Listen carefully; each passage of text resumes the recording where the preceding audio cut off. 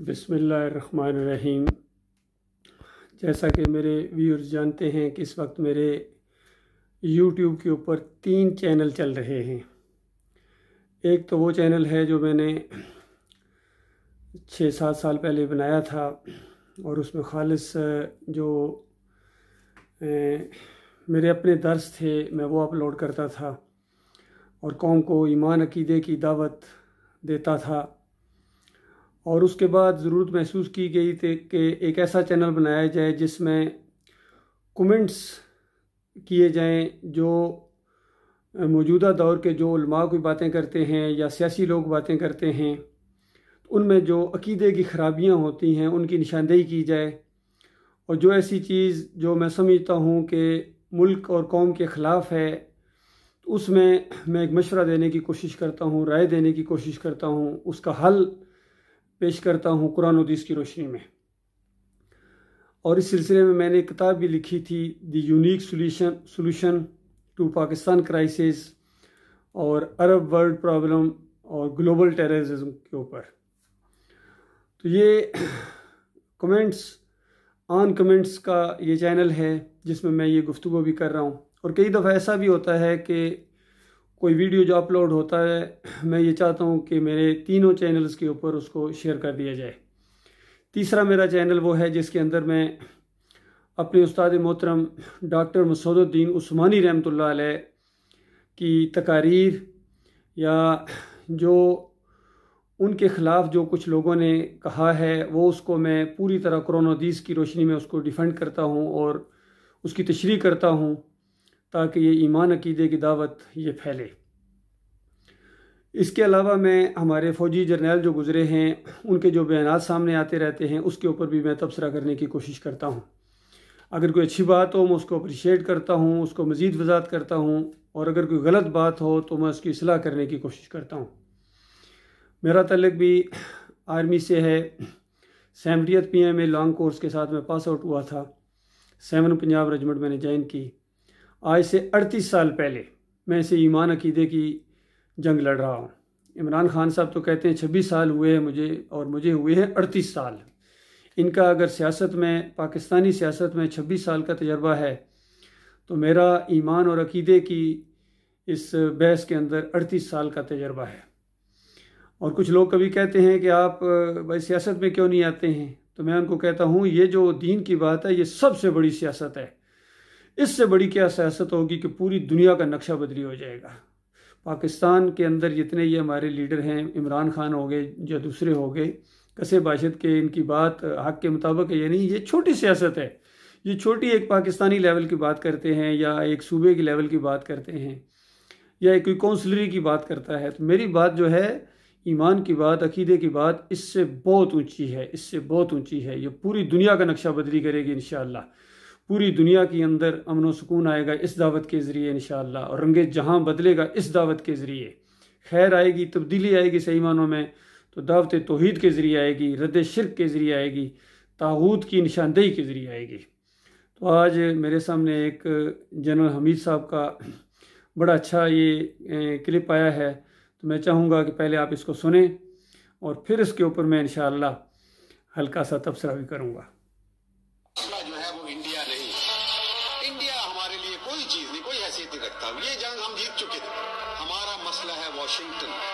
Washington کو کیسے handle کرے؟ بہت لوگ کہتے ہیں کہ واشنگٹن کے ساتھ کیسے لڑ سکتے ہیں؟ یہ بڑا دلچسپ سوال ہے واقعی، لیکن کیا واقعی ہم کو واشنگٹن سے لڑنے کی ضرورت ہے؟ کیا واشنگٹن واقعی ہمارے اوپر جنگ مسلط کرنے جا رہا ہے؟ کیا واقعی وہ ہمیں اٹیک کر دے گا یا نیوکلیر صلاحیت ہم سے چھین لے گا؟ تو اور طریقے بھی کر رہے ہیں، اور طریقوں سے بھی کر رہے ہیں۔ ابھی انہوں نے، آپ نے جو نیوکلیر سائنٹسٹ کے ساتھ کیا، انہوں نے کہا ہمیں قبول ہے یہ، لیکن اس کی پاکستان کو کیا قیمت ادا کرنی پڑے گی؟ کیا نیٹو میں شمولیت داخل کرنے کی جو ان کی خواہش ہے وہ قبول کرنی پڑے گی، یا کیا نیوکلیئر جو ایسٹس ہیں ان کی جوائنٹ کسٹڈی قبول کرنی پڑے گی؟ اشارہ انہوں نے کر دیا کہ ہم مل کے پاکستان کے ساتھ یہ کام کریں گے، joint custody. They will demand from you, آج نہیں تو کل جوائنٹ کسٹڈی مانگیں گے۔ جوائنٹ کسٹڈی کیوں مانگتے ہیں؟ کیونکہ یہ اسرائیل کی خواہش ہے، یہ امریکہ کی ضرورت نہیں ہے جوائنٹ کسٹڈی۔ یہ انہوں نے بتایا ہے کہ اسرائیل نے ہم سے کہہ رکھا ہے کہ جب تک پاکستان محفوظ ہاتھوں میں نہ ہو. ہمارے جو محفوظ آتے ہیں وہ کہتے ہیں کہ ہمارے استعمال کے لیے. جب امریکہ کہتا ہے کہ محفوظ ہاتھوں میں ہو تو اس کا مطلب ہے کہ ان کے محفوظ ہاتھوں میں ہو تاکہ یہ استعمال نہ ہو سکے. لیکن ہمیں من حیث القوم کیا کرنا ہے؟ اس وقت شبہ نہیں ہے کہ واشنگٹن کی طرف سے مختلف حوالوں سے بہت دباؤ ہے ہمارے اوپر، لیکن کیا ہماری طرف سے بھی متبادل دباؤ ہے اپنی حکومت کے اوپر؟ کیا اس سرد جنگ کے لیے جہاں ادارے موجود نہیں ہیں تو کیا قوم بھی موجود نہیں ہے؟ جو قومیں اپنی حاکمیت اعلیٰ کا سودا کر دیتی ہیں سلامتی کے لیے، اپنے آپ کو بچانے کے لیے، اپنے کو جنگ سے بچانے کے لیے، اس کی ہولناکیوں سے بچانے کے لیے، نہ وہ حاکمیت اعلیٰ کی مستحق ہوتی ہیں نہ آزادی کی اور سلامتی کی.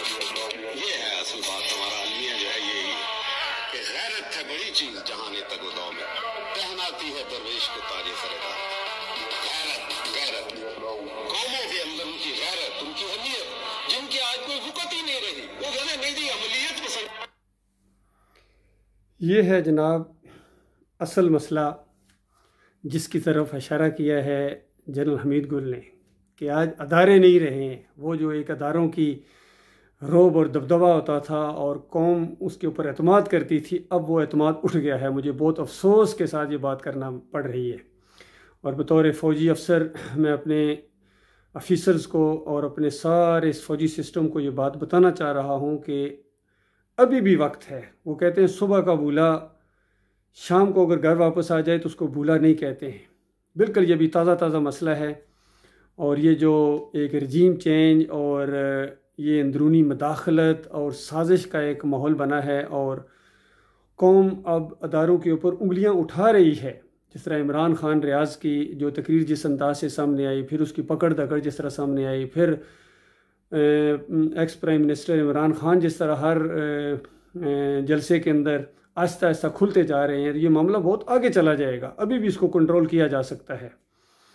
اور پھر انہوں نے کہا کہ عوام کے اندر، اور پھر حاکمیت، اور پھر غیرت کا معاملہ کیا کہ غیرت جب قوموں کے اندر ہو.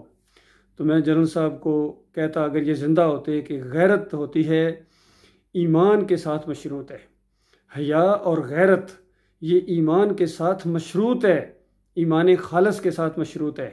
اور جن کے عقیدے خراب ہوں، جو قومیں مشرک بن جائیں، مشرک کمزور ہوتا ہے، بزدل ہوتا ہے اور بے غیرت بھی ہوتا ہے.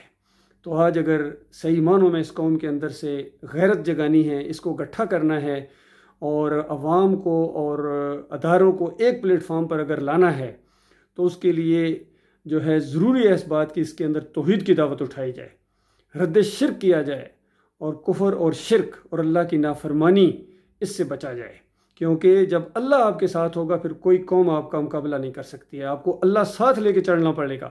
لیکن اگر آپ اللہ کو پیچھے کر دیں گے، صرف کاغذوں کے اندر چند الفاظ اگر آپ لکھ دیں اقتدار اعلیٰ صرف اللہ کا ہے، حکمیت صرف اللہ کی، اس سے کیا ہوتا ہے؟ وہ اللہ تعالیٰ دیکھ نہیں رہا ہے کہ زمین کے اوپر اقتدار کس کا ہے، حکمیت کس کی ہے، کس کو یہ اپنا داتا مانتے ہیں، کس کو یہ اپنا دستگیر مانتے ہیں، کون ان کا مشکل کشا ہے. رکوع اور سجدے یہ کس کے سامنے کر رہے ہیں؟ مزاروں کے سامنے، پیروں کے سامنے، یا صرف اللہ کے سامنے؟ توکل کس کے اوپر ہے؟ بھروسہ کس کے اوپر ہے؟ یقین کس کے اوپر ہے؟ امیدیں کس سے ہے اس کو؟ کبھی امریکہ سے امیدیں، کبھی روس سے امیدیں، کبھی چائنا سے امیدیں، کبھی سعودیہ سے امیدیں، اور اللہ سے نا امیدی. اور مجھے بتا تو صحیح اور کافری کیا ہے، اور کافری کیا ہے؟ اسی کو کافری کہتے ہیں. ہندو اگر اپنے بتوں کو کھڑا کر کے پوجتے ہیں تو آپ لٹا کے پوجتے ہیں. فرق کوئی نہیں، یاد رکھیے وہ بھی ہمیشہ کی آگ میں جائے گا، آپ نے بھی ہمیشہ کی آگ میں جانا ہے.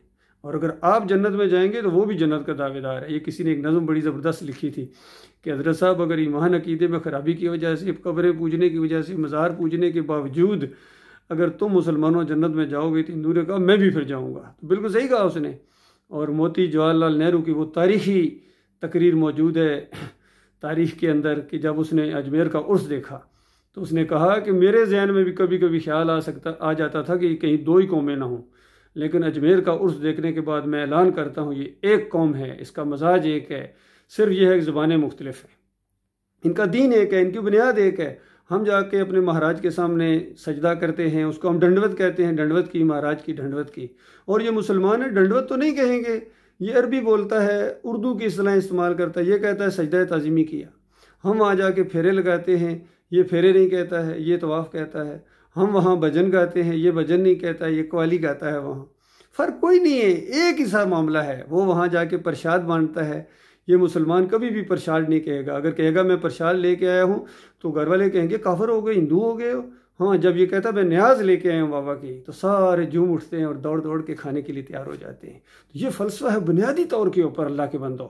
جب تک اس سے توبہ نہیں کرو گے، جب تک اس کو نہیں پہچانو گے، اس کو سمجھنے کی کوشش نہیں کرو گے، تمہاری کوئی خیر نہیں تمہارے اندر آ سکتی ہے، اور کوئی تبدیلی صحیح معنوں میں مثبت تبدیلی نہ قوم کے اندر آ سکتی ہے۔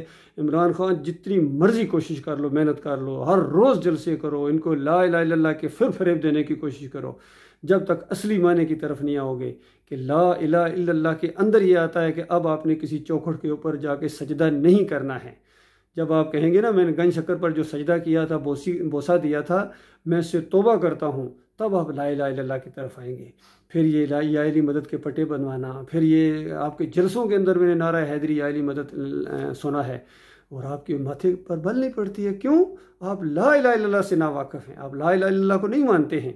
آپ اپنی طاقت، اپنا روب، اپنا سسٹم قوم کے اوپر جو ہے وہ مسلط کرنا چاہتے ہیں۔ نواز شریف اور شہباز شریف کی غلامی سے نکل کر عمران خان اور محمود قریشی کی غلامی میں آ جاؤ، یہ آپ کی ساری دعوت ہے۔ اور میری جو دعوت ہے وہ یہ ہے کہ لا الہ الا اللہ محمد رسول اللہ۔ ہر ایک انسان کی غلامی سے نکلو، ہر ایک کی غلامی سے نکلو، امریکہ کی غلامی سے بھی، روس کی غلامی سے بھی، چائنا کی غلامی سے، اور کفر و شرک کی غلامی سے، مولویوں کی غلامی سے، جمہوریت کی غلامی سے نکل کر تم اللہ کی غلامی کے اندر اللہ کی بندگی کی طرف آ جاؤ۔ اللہ تعالیٰ آپ کے سارے مسائل چٹکیوں میں حل کر دے گا۔ تمہارے قرضے اگر چٹکیوں میں نہ حل ہوگے تو مجھے کہنا جو مرضی سزا دینا، میں آپ کو حقیقی بات بتا رہا ہوں۔ میں کوئی ووٹ اور نوٹ اور چندے کی اپیل آپ سے نہیں کر رہا ہوں، اور نہ ہی میں کسی مسلک سے تعلق رکھتا ہوں، نہ میں بریلوی ہوں، نہ دیوبندی، نہ اہل حدیث، نہ سلفی، نہ صوفی۔ میں صرف مسلمان ہوں، مسلم ہوں۔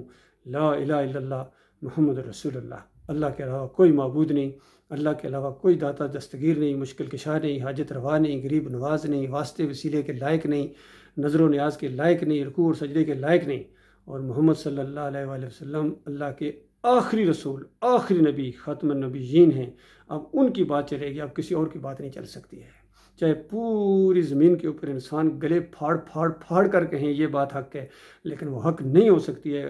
میرے نبی صلی اللہ علیہ وسلم کی بات حق ہے، میرے اللہ کی بات حق ہے، جو تمہارا بھی رب ہے، اور جس آخری نبی کے تم بھی امتی ہونے کا دعویٰ کرتے ہو لیکن بات نہیں مانتے ہو۔ نبی علیہ السلام نے فرمایا قبروں کو کچا رکھو، اس کے اوپر مزار نہ بنے، گنبد نہ بنے۔ نبی علیہ السلام نے فرمایا تعویذ گنڈا شرک ہے۔ نبی علیہ السلام نے فرمایا مؤذن اس کو رکھو جو اجرت نہ لے۔ کتنی باتیں آپ کے سامنے ہیں، کتنا انکار ہو رہا ہے، انکار ہے ہر جگہ۔ کس کو فریب دے رہے ہو میرے بھائیوں؟ مسلمانوں کو فریب دینے کی کوشش نہ کرو، اپنے آپ کو فریب دینے کی کوشش نہ کرو، اور اللہ کو فریب دینے کی کوشش نہ کرو، مارے جاؤ گے۔ اللہ تعالیٰ غور و فکر کرنے کی توفیق عطا فرمائے۔